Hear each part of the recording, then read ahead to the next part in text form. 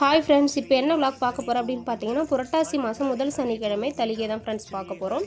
இன்றைக்கி எங்கள் வீட்டில் வந்து ரொம்ப சிம்பிளாக தான் இருக்கும். நாங்கள் எப்பயுமே வந்து 3வது சனிக்கிழமை தான் ஃப்ரெண்ட்ஸ் ரொம்பவே வந்து விசேஷமாக பண்ணுவோம். நாங்கள் வந்து கோயிலுக்கு போனாலும் கோயிலுக்கு போகலனாலும் வந்து 3வது சனிக்கிழமை தான் நாங்கள் வந்து நல்லா பண்ணுவோம்.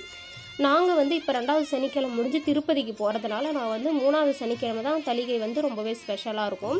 இப்போ வந்து சிம்பிளாக தான் பண்ணேன். பாப்பாவுக்கு வந்து உண்டியல் சேர்க்கறதுனால கொஞ்சமாக வந்து ஒரு இலையில வந்து காயின்லாம் வந்து சேர்த்து வச்சுருந்தேன். அந்த காயின்லாம் வந்து ஒரு இலையில தனியாக வச்சுட்டேன்.